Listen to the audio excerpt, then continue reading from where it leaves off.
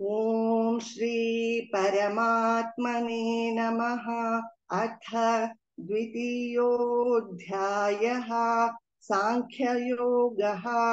संजय उवाच तन्तथा कृपयाविष्टम् अश्रुपूर्णाकुलेक्षणम् विषीदन्तमिदौ वाक्यम् उवाच मधुसूदनः।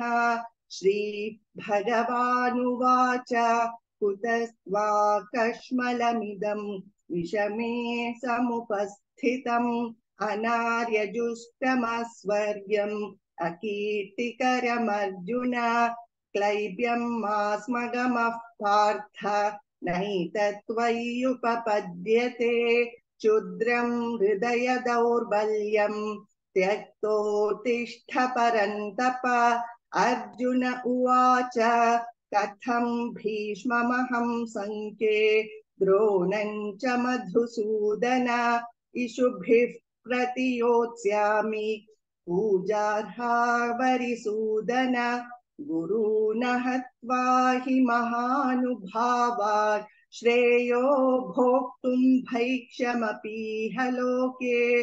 हत्वार्थकामांस्तु गुरूनिहैव भुञ्जीय भोगान् रुधिरप्रदिग्धान् न चैतद्विद्मः कतरन्नो गरीयः। यद्वा जयेम यदि वा नो जयेयुः यानेव हत्वा न जिजीविषामः। तेव स्थिताः प्रमुखे धातराष्ट्राः। कार्पण्यदोषोपहतः स्वभावः पृच्छामि त्वां धर्मसम्मूढचेताः। यच्छ्रेयस्यान्निश्चितं ब्रूहि तन्मे शिष्यस्तेऽहं शाधिमान् त्वां प्रपन्नम्। न हि प्रपश्यामि ममापनुद्यात् यच्छोकमुच्छोषणमिन्द्रियाणाम्। अवाप्य भूमा वसपत्नमृद्धम् राज्यं सुराणामपि चाधिपत्यम्। संजय उवाच एवमुक्त्वा ऋषिकेशं गुडाकेशः परन्तप न योत्स्य इति गोविन्दम् उक्त्वा तूष्णीं बभूवः। तमुवाच ऋषिकेशः प्रहसन्निव भारत सेनयोरुभयोर्मध्ये विषीदन्तमिदौ वचः। श्रीभगवानुवाच अशोच्यानन्वशोचस्त्वं प्रज्ञावादांश्च भाषसे गतासून गताशूंश्च नानुशोचन्ति पण्डिताः। न त्वेवाहं जातु नासं न त्वन्नेमे जनाधिपाः न चैव न भविष्यामः सर्वे वयमतः परम्। देहिनोऽस्मिन् यथा देहे कौमारै यौवनञ्जरा तथा देहान्तर प्राप्तिः धीरस्तत्र न मुह्यति। मात्रा स्पर्शास्तु कौन्तेय शीतोष्ण सुख दुःखदाः आगमापायिनो नित्याः तां स्थितिक्षस्व भारत। यं हि नौ व्यथयन्त्येते पुरुषं पुरुषर्षभ समदुःख सुखं धीरं सोऽमृतत्वाय कल्पते। नासतो विद्यते भावः नाभावो विद्यते सतः उभयोरपि दृष्टोऽन्तः त्वनयोस्तत्त्वदर्शिभिः। अविनाशि तु तद्विद्धि येन सर्वमिदं ततं विनाशमव्ययस्यास्यः न कश्चित् कर्तुमर्हति।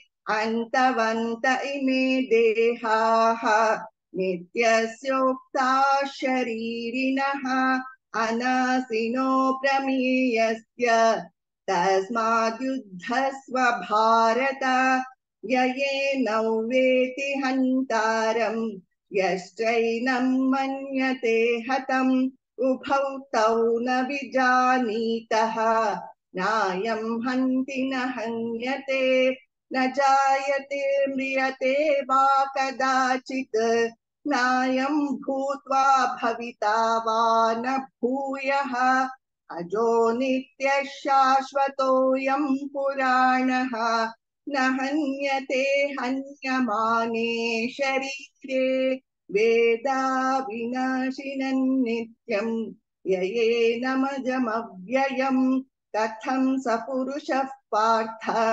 संघातयति हन्तिकम् वासांसि जीर्णानि यथा विहाय नवानि गृह्णाति नरोपराणि तथा शरीराणि विहाय जीर्णान्यन्यानि संयाति नवानि देहि नैनं छिन्दन्ति शस्त्राणि नैनं दहति पावकः न चैनं क्लेदयन्त्यापः न शोषयति मारुतः अच्छेद्योऽयमदाह्योऽयम् अक्लेद्यो शोष्य एव च नित्यः सर्वगतस्थाणुः अचलोऽयं सनातनः अव्यक्तोऽयमचिन्त्योऽयम् अविकार्योऽयमुच्यते तस्मादेवौ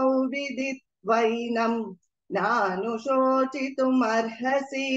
अथ चैनं नित्यजातं नित्यौ वा मन्यसे मृतं तथापि त्वं महाबाहो नैवं शोचितुमर्हसि जातस्य हि ध्रुवो मृत्युः ध्रुवं जन्म मृतस्य च तस्मादपरिहार्यैर्थे न त्वं शोचितुमर्हसि अव्यक्तादीनि भूतानि व्यक्तमध्यानि भारत अव्यक्तनिधनान्येव तत्र का परिदेवना आश्चर्यवत् पश्यति कश्चिदेनम् आश्चर्यवद् वदति तथैव चान्यः आश्चर्यवच्चैनमन्यः शृणोति श्रुत्वाप्येनं वेद न चैव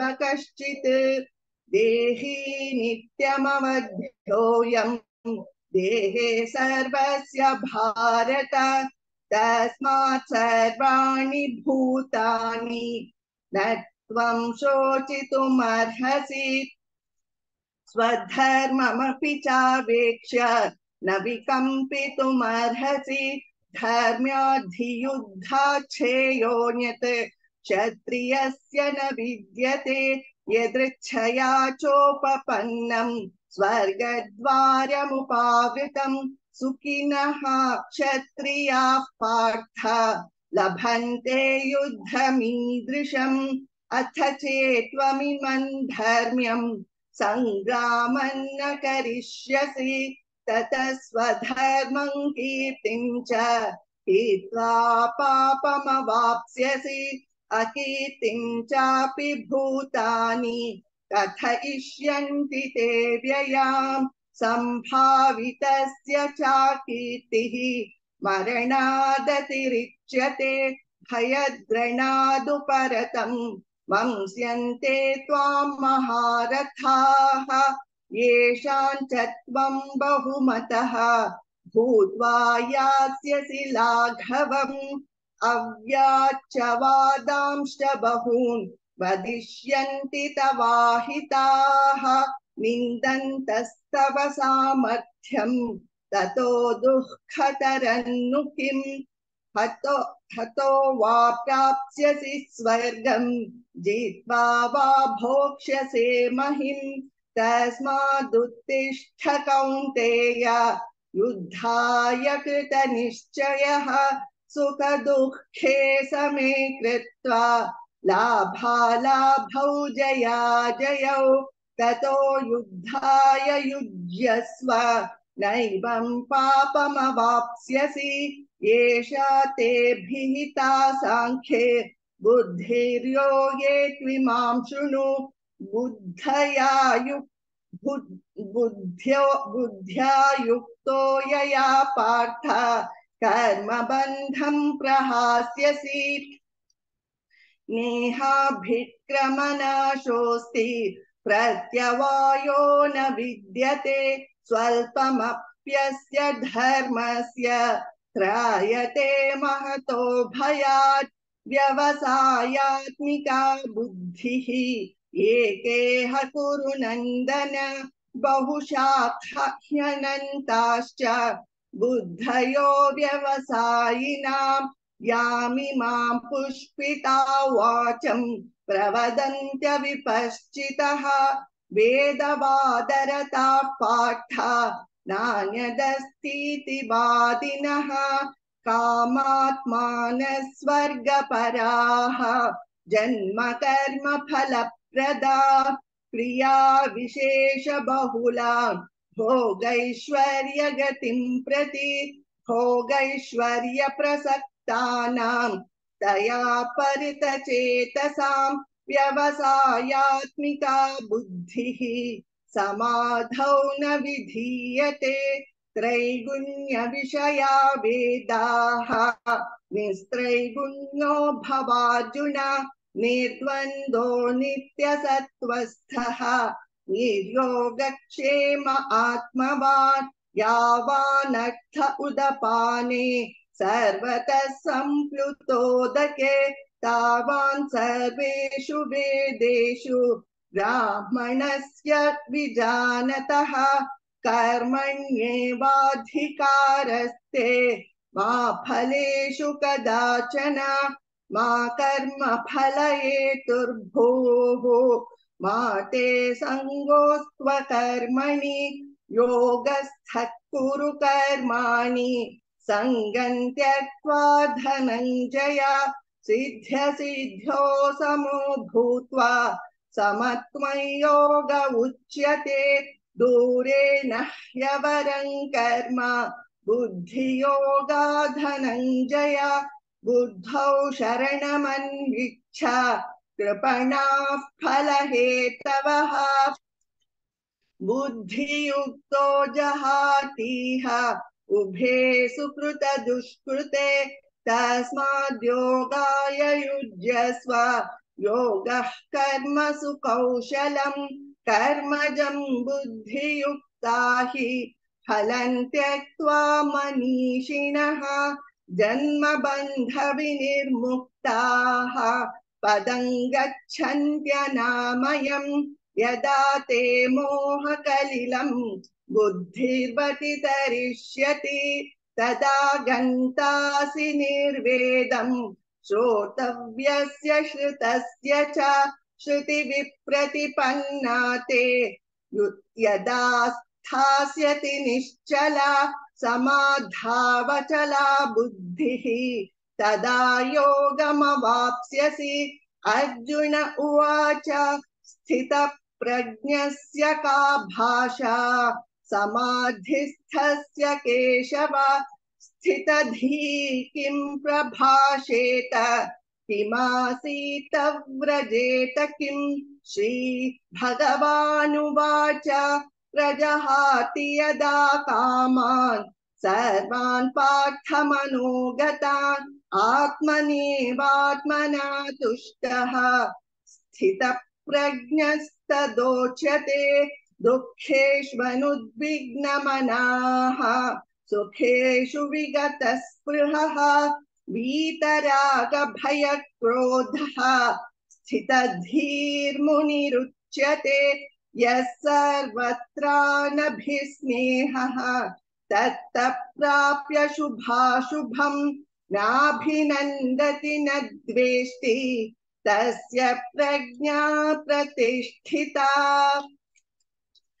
यदा संहरते चायं कूर्मोऽङ्गानीव सर्वशः इन्द्रियाणीन्द्रियार्थेभ्यः तस्य प्रज्ञा प्रतिष्ठिता विषया विनिवर्तन्ते निराहारस्य देहिनः रसवर्जं रसोऽप्यस्यः परं दृष्ट्वा निवर्तते यततो ह्यपि कौन्तेय पुरुषस्य विपश्चितः इन्द्रियाणि प्रमाथीनि हरन्ति प्रसभं मनः तानि सर्वाणि संयम्य युक्त आसीत मत्परः वशे हि यस्येन्द्रियाणि तस्य प्रज्ञा प्रतिष्ठिता ध्यायतो विषयान् पुंसः संगस्तेषुपजायते संगात् संजायते कामः कामात् क्रोधोऽभिजायते क्रोधात् भवति सम्मोहः सम्मोहात् स्मृतिविभ्रमः स्मृतिभ्रंशात् बुद्धिनाशः बुद्धिनाशात् प्रणश्यति रागद्वेषवियुक्तैस्तु विषयानिन्द्रियैश्चरन् आत्मवश्यैर्विधेयात्मा प्रसादमधिगच्छति प्रसादे सर्वदुःखानां हानिरस्योपजायते प्रसन्नचेतसो ह्याशु बुद्धिः पर्यवतिष्ठते नास्ति बुद्धिरयुक्तस्य न चायुक्तस्य भावना न चाभावयतः शान्तिः अशान्तस्य कुतः सुखम् इन्द्रियाणां हि चरतां यन्मनोनुविधीयते तदस्य हरति प्रज्ञां वायुर्नावमिवाम्भसि तस्माद्यस्य महाबाहो निगृहीतानि सर्वशः इन्द्रियाणीन्द्रियार्थेभ्यः तस्य प्रज्ञा प्रतिष्ठिता या निशा सर्वभूतानां तस्यां जागर्ति संयमी यस्यां जागृति भूतानि सा निशा पश्यतो मुनेः आपूर्यमाणमचल प्रतिष्ठं समुद्रमापः प्रविशन्ति यद्वत् तद्वत्